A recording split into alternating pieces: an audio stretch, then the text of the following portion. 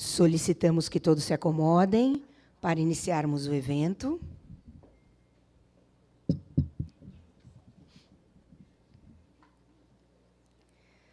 Senhoras e senhores, sejam todos bem-vindos à Câmara Municipal de São Paulo, por iniciativa do Cefatef, Centro de Formação e Estudos Terapêuticos da Família, e da Unifil, Centro Universitário Filadélfia, e com o apoio da vereadora Edir Salles, daremos início ao 4º Fórum em Debate de 2024, Fortalecendo Laços Paternos, uma abordagem sistêmica. Informamos que este evento está sendo transmitido ao vivo pelos auditórios online, Auditório Prestes Maia, da Câmara Municipal de São Paulo, pelo Face oficial da Câmara Municipal de São Paulo e pelo YouTube oficial da Câmara Municipal de São Paulo. E, neste momento, convidamos para compor a mesa de abertura o senhor Roberto Cavallini, diretor executivo do Cefatef. Convidamos a professora mestra Cleonice Peixoto de Melo. Convidamos ainda a professora doutora Michele Aleph Alves Cury. E convidamos a professora doutora Cristiane Vaz de Moraes Pertucci.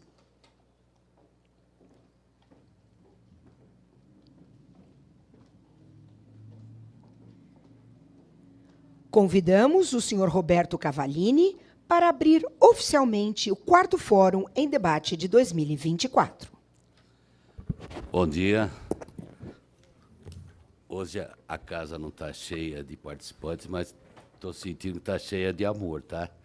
Muita energia positiva, muita gente que veio para a gente fazer uma homenagem sobre os pais, não é? Que esse mês de agosto foi o Dia dos Pais.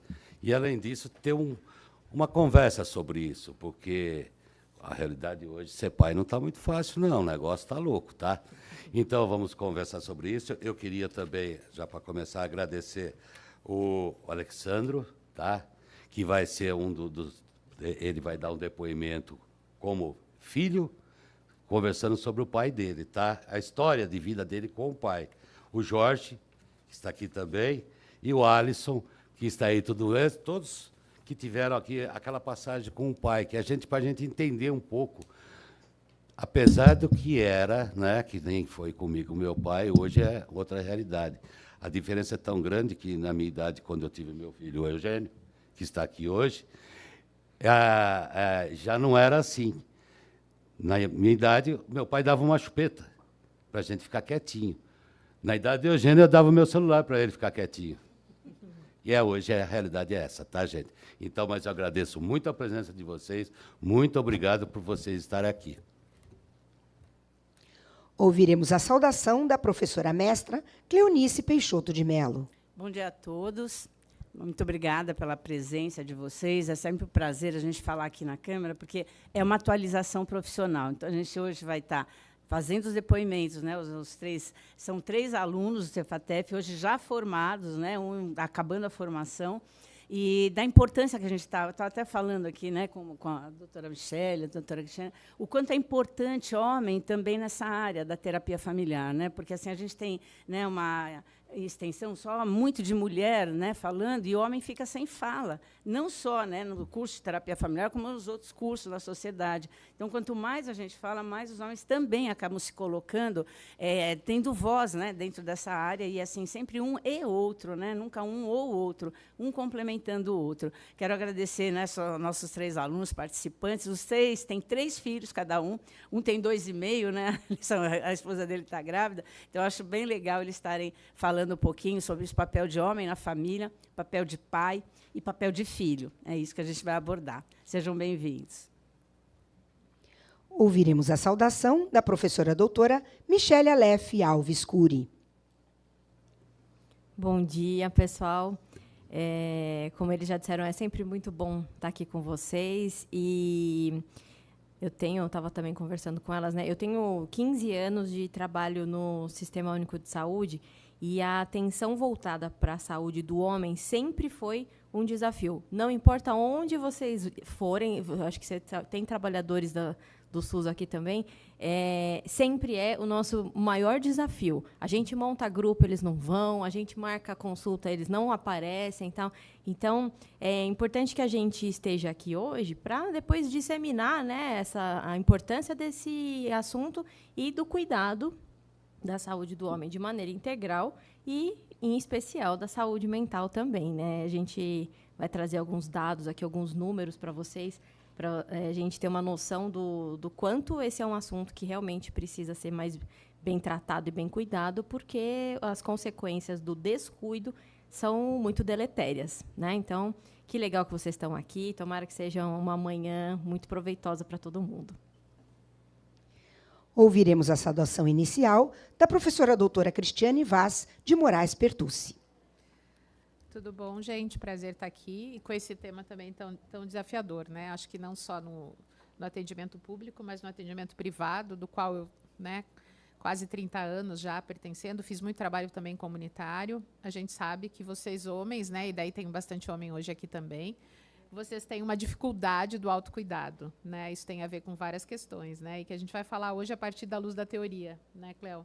Falando um pouquinho de como a gente é construído como sujeito a partir das nossas, né, do mundo que a gente vive, dos valores, dos mitos, né, das características que esse mundo se apresenta, que vai mudando, mas algumas não mudou tanto, como o autocuidado do homem, né? O autocuidado do homem em seus diferentes dimensões, os seus diferentes papéis, ainda precisa estar muito disseminado aí, né, o incentivo a isso. Então, é um prazer estar aqui com vocês. Iniciaremos, então, a nossa primeira palestra, com a professora doutora Michele Aleph Alves Cury.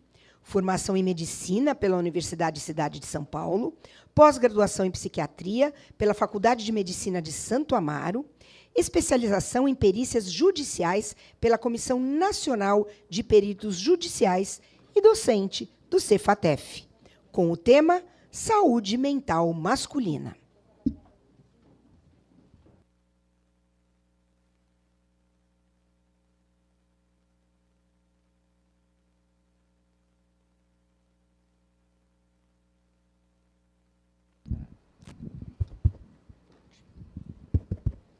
Então, vamos lá. Deixa eu só me libertar aqui para poder andar enquanto a gente vai falando, para vocês não dormirem, que se ficar parada no mesmo lugar, ninguém presta atenção. Então, vamos lá, começando. Então, demos uma introdução, né? Mas por que a gente precisa discutir a saúde mental masculina? Primeiro, que a saúde mental não é novidade para ninguém. Depois da pandemia, todo mundo entendeu que a gente precisa cuidar da nossa saúde mental, né? Até então, ela era um pouco mais esquecida, mas eu acho que depois de todo mundo sofrer por quase 2 anos enclausurado dentro de casa, graças a Deus por esse lado, foi bom, porque aí, pelo menos, a gente conseguiu reacender essas discussões a respeito da saúde mental. Então, saúde mental não só para os homens é fundamental para bem-estar, qualidade de vida, mas, em especial, hoje, falando sobre eles, ela é fundamental para o bem-estar individual e, obviamente, coletivo também. Né? Melhora a qualidade de vida, reduz o sofrimento emocional. E, no caso dos homens, ela costuma ser a última preocupação deles. Né? Os homens, a primeira preocupação vai ser trabalho, a segunda vai ser virilidade. Né? Aí, depois de várias outras, se o Palmeiras ou o Corinthians está ganhando o campeonato ou não. Né? Aí, depois, Flamengo, né? Tem um carioca aqui também.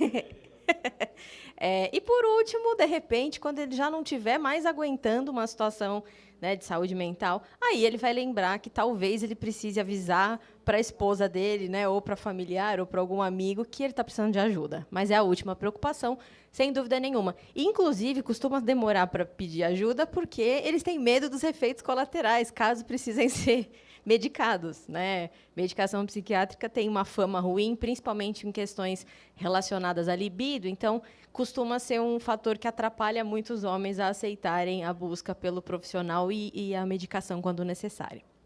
Então, a gente tem uma coisa muito importante sobre a saúde mental masculina, é que nós temos um número de suicídios nos homens muito maior do que nas mulheres. As mulheres até podem tentar mais, mas os homens morrem mais por suicídio.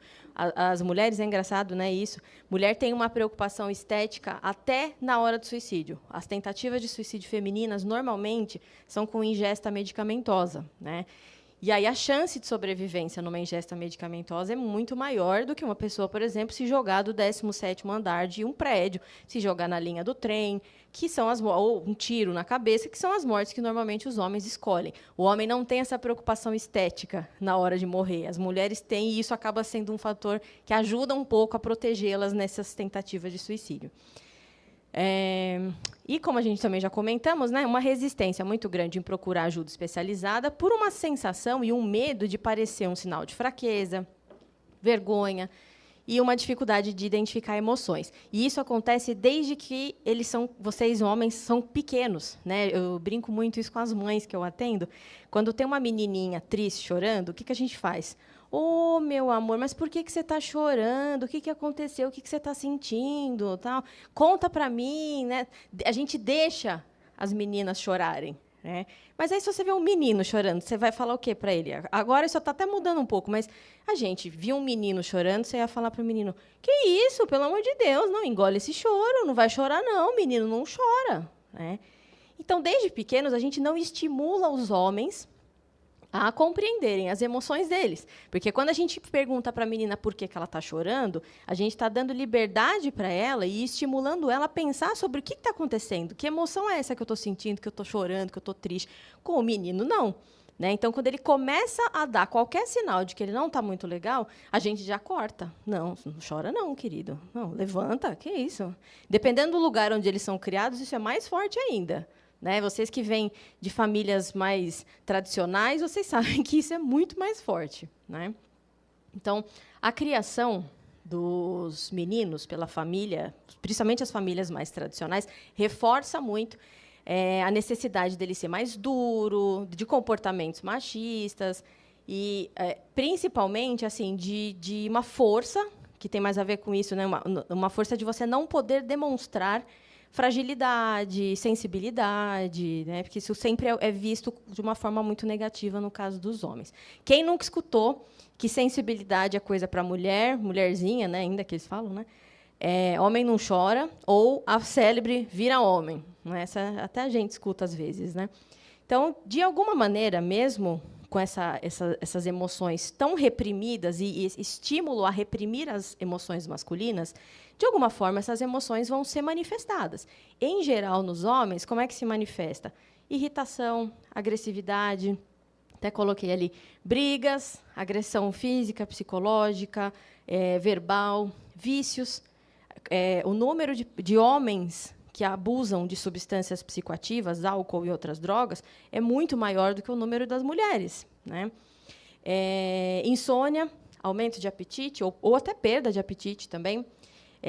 Problemas na imunidade, porque o estresse contínuo ele também influencia diretamente na imunidade, negativamente falando. Irritabilidade, impulsividade, prejuízo do autocuidado. Então, tudo isso a partir de um não reconhecer, uma não capacidade de reconhecer as próprias emoções e a necessidade de cuidar delas desde uma idade mais precoce. Né? Então, isso aqui ficou com bastante texto, mas eu juro para vocês que os slides são interessantes, tá bom? É porque eu sou meio atrapalhada para lembrar das coisas, que eu tenho tanta coisa que eu quero falar, se eu não colocar aqui, eu vou acabar esquecendo de falar com vocês. Então, os homens têm muita dificuldade de perceber e externar as questões internas, né? Por tudo isso que a gente está conversando aqui. Então, quando que eles pedem ajuda? Quando eles não têm mais outra alternativa, quando eles já estão em franco sofrimento, ou então quando eles já começaram a fazer o uso de substâncias, e o uso de substâncias está atrapalhando a vida deles, porque se não estiver atrapalhando claramente, também não vão procurar ajuda. Né? Então, a ajuda costuma ser solicitada quando já está num momento de muita fragilidade e de muito impacto daqueles sintomas no dia a dia dos homens. É muito importante que os familiares ou as pessoas próximas desse homem estejam atentas, porque, muitas vezes, quem pode ajudá-los são justamente os familiares e os amigos mais próximos. Você está vendo, você percebe uma mudança do padrão da pessoa, a pessoa está sempre muito irritada, ela começa a se isolar, aí você vai falar, pá, mas você não era assim, né? O que está acontecendo? Às vezes é a única forma de a gente abordar essa pessoa. Porque, como eu falei, a gente que trabalha com saúde pública, você vai tentar fazer qualquer tipo de intervenção, os homens não aparecem, gente. Quantos e quantos grupos? Estou falando, tenho 15 anos de SUS. Quantas vezes a gente não faz grupo? A gente chegou a fazer grupo até em bar para ver se ajudava. Quem aparecia era aquele tiozinho, né, que ia para o bar naturalmente. Ele não estava indo para o bar porque ia ter um grupo. Ele ia para o bar naturalmente, porque ele queria beber às 8 da manhã, quando abriu o bar. E era um mês. E aí a gente estava falando, eles olhando para o lado, né, tal, ou então dormindo. Né? Então, a gente tenta, mas, normalmente, os homens não vão de jeito nenhum. Então, é importante que as pessoas que estão próximas desse homem sejam as pessoas com quem possam dar um toque para ele ou até levá-lo na consulta, muitas vezes. Quem leva, no meu consultório particular, quem leva o homem, normalmente é a esposa. Com pessoas mais jovens, normalmente é a mãe. Então, normalmente é uma figura feminina que reconhece aquela necessidade e leva o homem até o serviço especializado.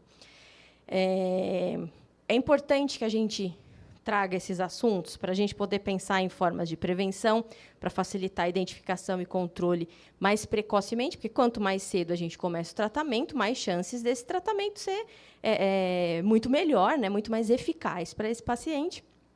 Apoio, então incentivar a procura por ajuda e recursos para lidar com as questões psicológicas não tratadas até então. E o impacto, a gente que é do Cefatef fala muito sobre família, né? O impacto de um homem com a saúde mental em dia, ele vai se disseminar para a família toda, né? Um homem tranquilo, um homem que vai conseguir dar um suporte para a família, né? Fazer os filhos crescerem de uma forma mais saudável. Então, isso tem impacto não só na própria vida desse homem, como na vida da própria família, do casamento, enfim, do trabalho. Eu trouxe, quando nós falamos sobre as mulheres, eu tinha trazido esse slide, né? Então, a doutora Cléo me deu uma ótima sugestão de trazê-lo, só que dessa vez sob o ponto de vista masculino, né? Então, como eu sou psiquiatra, obviamente, eu vou trazer alguns assuntos muito específicos dentro da psiquiatria. E isso aqui é um tema polêmico, não quero polemizar, nem nada, nem fazer militância, mas esse aqui tem gente que acha que não. Mas, biologicamente, o nosso cérebro tem diferenças, né? O cérebro feminino não é igual ao masculino, o que não influencia, o que não significa que exista uma diferença de inteligência. A inteligência, ambos têm. Capacidades iguais, né? Só que algumas diferenças influenciam mais na forma como a gente tem facilidades para algumas coisas que os homens não têm e que os homens têm outras que nós não temos, né? Então, a diferenciação já começa na vida intrauterina. O nosso DNA ele já contém as informações, né? O nosso DNA, antes da diferenciação do feto como menino ou menina, o nosso DNA já começa a liberação de alguns hormônios, e são eles que vão fazer essa diferenciação. Então, por exemplo, lá na 5ª semana de vida intrauterina, vai ter uma liberação, se é uma menina, vai ter uma liberação estrogênica, tô gaga, gente. Progestogênica, que vai fazer algumas regiões do cérebro se desenvolverem de uma maneira diferente em relação ao cérebro masculino, que vai ter uma influência muito maior da testosterona. Então, tem regiões no cérebro feminino que, graças a esses hormônios, vão ter certas regiões que vão se desenvolver de uma forma diferente em relação ao cérebro com um estímulo maior de testosterona, tá? Então, isso começa lá na vida intrauterina. Eu acho isso o máximo, eu adoro falar desse assunto. O cérebro masculino ele é maior em tamanho, então, mas assim, não significa que o maior em tamanho funcione melhor do que o nosso, que é menorzinho. É maior em tamanho por uma questão anatômica mesmo, né? Os homens normalmente são maiores do que mais altos, né, do que as mulheres. Então, proporcionalmente, a cabeça deles também é maior do que a nossa, né? E aí o cérebro também acaba tendo 10% a mais de massa em relação à nossa. Mas a quantidade de neurônios é a mesma. O nosso só é mais apertado. Presença de mais comunicação. Aqui, se vocês olharem, que ficou meio em cima ali, né? Eu acho que não, mas dá para ler, né? O cérebro em cima ali, é um cérebro masculino. Ó, esse aqui. É que não está dando, acho que não está tão boa a imagem, mas os pontos de comunicação, eles estão mais longitudinais, né? Isso significa que o cérebro masculino se comunica melhor entre, não interhemisféricos, como é o da mulher. Ó, o da mulher tem um ponto aqui se comunicando com um ponto do outro lado. O homem, ele se comunica mais entre o mesmo hemisfério. Isso faz uma diferença, eu até coloquei aqui, até trouxe, né? Maior conectividade entre os hemisférios, isso significa o quê?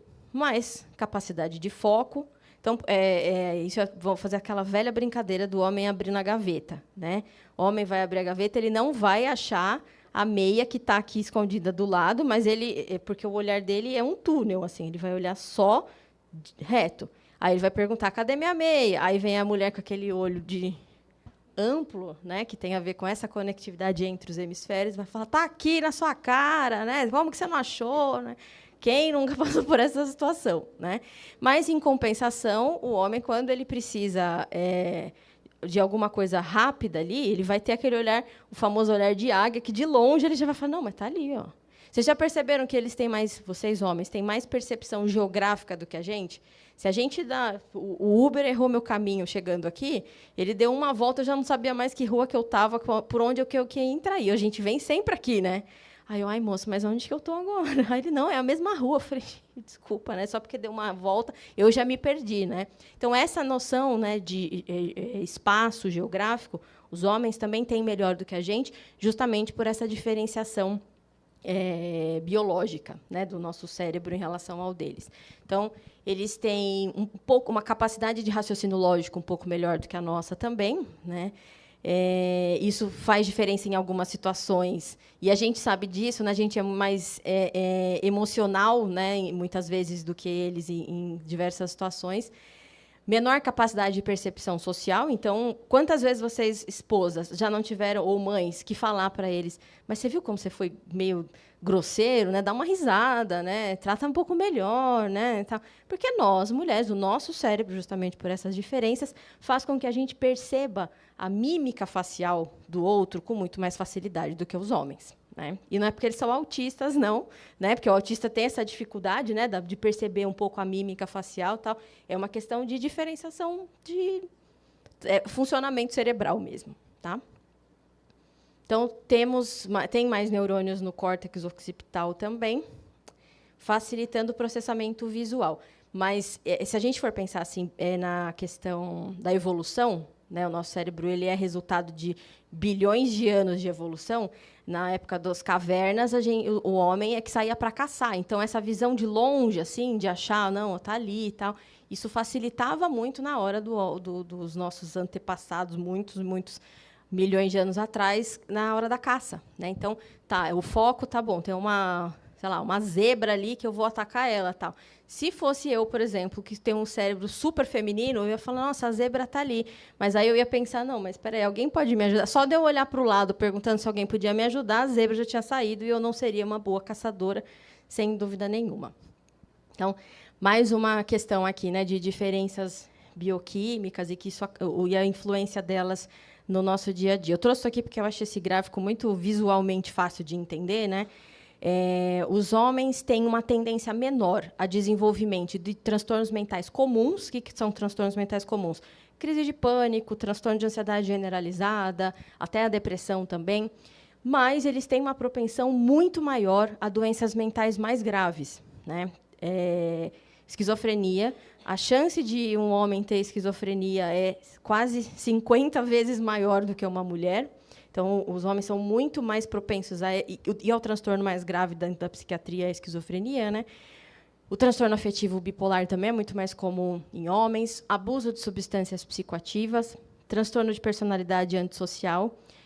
Esse aqui é o antissocial aqui deles, que às vezes causa um pouco de confusão. Não é aquele antissocial de não querer ficar na sociedade, muito pelo contrário. Esse aqui é o nome que nós damos para casos de sociopatia, psicopatia, é o nome desse transtorno. Transtorno do déficit de atenção e hiperatividade, e o espectro autista também é muito mais comum em homens. Quando presente em mulheres, ele é muito mais discreto também em relação aos sintomas. E, assim, isso aqui que eu queria que vocês prestassem bastante atenção. Olha a diferença de casos de suicídio dos homens para as mulheres, né? Então, 79% dos casos de suicídio que a gente recebe, dos 100 que a gente recebe, 79 são homens, né? E 21% mulheres. Os homens os métodos que os homens usam para suicídio são muito mais eficazes. É difícil, duro, é triste falar isso, né? Mas essa é a palavra, são mais eficazes mesmo, tá? Então, sobre o trabalho, especificamente, existe uma pressão social óbvia sobre o homem ser o provedor da casa. O Ministério do Trabalho isso é um dado recente, que a depressão e a ansiedade são as principais causas de afastamento no trabalho. E, por vergonha e medo do que as pessoas vão falar, em geral, os homens preferem... Eu atendo, e eu posso dizer, né, eu faço um monte de laudo, um monte de atestado, tal. Eles costumam pedir para não colocar um CID, né, que demonstre que aquele afastamento é motivado por um transtorno psiquiátrico. Inclusive, quando eu tenho 2 carimbos, porque eu já sei que, se for um homem, ele vai pedir para eu colocar o carimbo que só está escrito médica. O que está escrito psiquiatra, eles pedem para que eu evite colocar, para as pessoas não saberem que a minha especialidade é essa. Então, medo da reação dos colegas ou dos próprios empregadores, porque, infelizmente, a gente sabe que existe, né? Quando um empregador vê que o afastamento é por saúde mental, já, frescura, né? Não quer trabalhar, né? É porque a gente, infelizmente, sabe que, apesar de ter mudado muito, as pessoas ainda enxergam os afastamentos. Primeiro, que o empregador não quer que você se afaste. E, se for por saúde mental, piorou, né? Vai, com certeza, te julgar. E os pacientes contam muito essas histórias mesmo, de se sentirem julgados no retorno, começam a ser tratados de outra maneira, enfim. Então, isso é real, isso acontece mesmo. Então, não contar sobre estar sofrendo, não conseguir se abrir sobre o sofrimento, faz com que a doença vá evoluindo sem tratamento. E quanto mais tarde a gente começa o tratamento, a chance de evoluir de uma forma muito negativa é muito maior também. Tá? Quanto mais precoce o tratamento, muito melhor a evolução. Então, o resultado do ambiente de trabalho muito tenso, baixa produtividade, muitas faltas, muitos afastamentos e uma chance de desenvolvimento de burnout muito maior. Tá? E demissão, né? Óbvio, consequente. Então, sobre o pai, que eu achei muito interessante também. A gente, até os textos que a gente lê para poder falar sobre o pai são interessantes também. E tem uma parte em específica que me chamou muita atenção. Mas a paternidade, obviamente, ela traz um impacto muito grande na vida do homem. Acontece uma mudança de identidade, estava conversando isso com a Cris aqui, o nascimento de um filho muda a sua cabeça totalmente, né? Você já tem que se lembrar quem você era antes, às vezes até esquece, fala, gente, como é que era eu antes da chegada do meu filho, né? Expectativas e pressões sociais, até essa questão da pressão do próprio... Como é que é ser pai, né? Muitas vezes até por uma experiência que você teve negativa com o seu próprio pai. Se você não teve pai, como é que você vai saber com tanta naturalidade como é que é ser um bom pai, né? Sono e fadiga, pouco tempo com a família. Tem esse caso que todo mundo está cansado de saber, dos 5 dias de licença paternidade, né? Que isso é um absurdo, né? O homem não consegue... O que você faz em 5 dias com a alta do seu filho, né? Quando você não consegue ter tempo de qualidade com o seu filho numa fase que é tão importante, tão bonita, né? Que é um bebezinho ali em pleno desenvolvimento, com aquele cérebro ávido por estímulos, né? Então, faz bastante diferença para o homem nesse sentido. Nós temos um dado da Associação Nacional de Registro de Pessoas Naturais, aqui no Brasil, né, que 60 mil crianças inscritas nessa associação só são registradas com o nome da mãe, e isso é um dado de 2023. Então, nos 3 primeiros meses de 2023, não é o ano inteiro, de janeiro, fevereiro e março, 60 mil crianças foram registradas só com o nome da mãe. Não são raros também os casos onde a criança é registrada com o pai, mas a única coisa que ela tem do pai é o registro, né? Ela não vê o pai, ela não é criada com o pai. Eventualmente, eu atendo numa região muito carente, né, de São Paulo, no SUS. A maioria das crianças que eu atendo nem sabem quem é o pai delas, né? Ou está preso, né? Também tem essas questões. Então, as conversas sobre paternidade, quando a gente vai ler alguma coisa, quando a gente vai procurar alguma coisa, elas não começam pela presença do pai, elas começam sobre a ausência do pai. É muito difícil você achar um texto que fale sobre a paternidade de uma forma natural, sem que cite a ausência. Então, a nossa conversa começa a partir da ausência e não da presença. É muito triste, mas é uma realidade que a gente sabe que é muito óbvia, né? Então, a paternidade ativa passou a ser incluída no Programa Nacional de Atenção Integral à Saúde do Homem, do Ministério da Saúde. Esse programa é muito interessante. E aí, para estimular a participação do pai, virou um programa de saúde também, né? Então, para que isso pudesse ser uma coisa mais popular, virou uma parte desse programa do Ministério da Saúde. Então, estimula a participação do pai nos cuidados desde o pré-natal, do acompanhamento da esposa no pré-natal, até as primeiras consultas do bebê na UBS também, fortalecendo um pouco mais esse vínculo. Então, um pai bem estruturado na figura dele de pai, ele vai fortalecer os vínculos afetivos e emocionais com os filhos, vai trazer mais significado para a própria vida dele enquanto pai também. Melhora da saúde mental materna, obviamente, né? Porque também, se é difícil para o pai, imaginem como é difícil para a mãe. Então, um pai saudável e coerente no cuidado como pai vai melhorar, obviamente, a tranquilidade da mãe para poder cuidar dessa criança, né? E a influência direta no desenvolvimento da própria criança, né? De se sentir amada, de se sentir segura, né? Enfim, pela presença do pai dela ali com ela. Eu trouxe isso aqui como uma curiosidade, porque eu tenho certeza que a maioria de vocês não sabia desse dado, mas existe uma coisa chamada depressão, depressão pós-parto paterna, né? A depressão pós-parto materna todo mundo conhece, tanto que nem tem o nome materna na materna. A depressão pós-parto chama depressão pós-parto e todo mundo sabe que é da mãe, né? Então, assim, ela acontece 10 a 15% das mães. É um transtorno grave, difícil de tratar, muito perigoso para a mãe e principalmente para o bebê. Tem mães, nesse momento, que elas podem romper com a realidade, elas podem ter delírios em relação à criança, até matar a criança. E aí, alguns estudos, inclusive brasileiros, observaram uma frequência, uma prevalência significativa da presença dos mesmos sintomas nos pais. Então, e olha que resultado interessante, né? Ali tem um dado de Porto Alegre, 34% de prevalência nas mães e 25% de prevalência nos pais. Então, não é um número baixo. É claro que o das mães é mais, mas 25% também é um quarto dos pais, né? É bastante gente. Então, essa síndrome ela teria relação com alguns fatores, tanto biológicos quanto ambientais. Então, eu trouxe só alguns aqui, né? A privação de sono, taxa menor de ocitocina, porque a ocitocina é um hormônio que é muito mais presente na mulher, até principalmente na hora da amamentação. O pai também produz, né? A ocitocina é aquele hormônio que quem estava prestando atenção na minha aula sabe que a ocitocina é aquele hormônio que traz uma sensação de carinho, de proteção, de amor, né? E isso é muito mais da mulher do que do homem, então até por isso também faz essa diferença. Pouca habilidade de lidar com crianças. Em geral, quando tem uma criança e você não é o pai daquela criança nem a mãe, quem que vai brincar com a criança? A mulher. Dificilmente você vai ver um homem e falar, oi, meu amorzinho, que gracinha, né? Isso é muito feminino, né?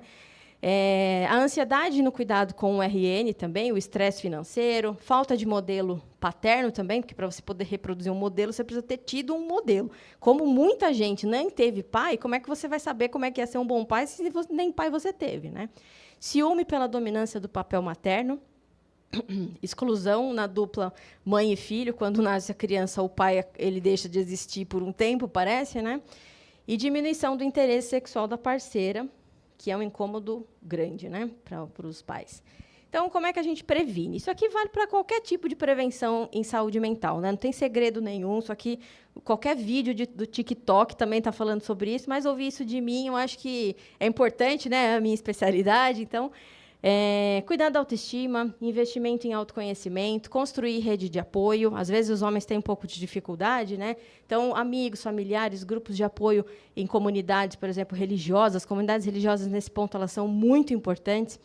prática de exercícios físicos, por uma liberação de endorfina, a sensação de bem-estar, contato com a natureza, aprender alguma coisa nova, reduzir tempo de tela. Redução de tempo de tela ela tem muito mais importância do que vocês podem imaginar para os cuidados em saúde mental. Tá? Mas isso é tema para um outro fórum, quando vocês quiserem, a gente pode pensar nisso, mas é um assunto muito importante para a gente comentar. Evitar o uso de drogas e álcool, a não ser pela alegria, não tem benefício nenhum de você fazer o consumo de substâncias como essas. Estabelecer rotina, isso diminui muito a ansiedade também. Gerenciamento do estresse, tem técnicas para gerenciamento do estresse, que a Cris é mestra em explicar isso. Qualquer dúvida, vocês podem perguntar para ela, tá? Não para mim, porque ela que é mestra nisso. Gerenciamento, dormir adequadamente, o sono é um dos principais fatores protetivos do adoecimento psíquico, buscar ajuda profissional, manter uma alimentação mais equilibrada. Estou falando para fazer dieta, uma alimentação equilibrada, preferencialmente rica em triptofano, que é uma substância que ajuda bastante também a aumentar as concentrações de serotonina. Tá? É isso, trouxe uma foto do meu paizinho aqui. Dá para vocês verem que ele é meu pai, porque eu sou a cara dele, né? Então, muito obrigada, pessoal. Qualquer coisa que vocês tiverem de dúvida, no final a gente conversa, tá bom? Obrigada.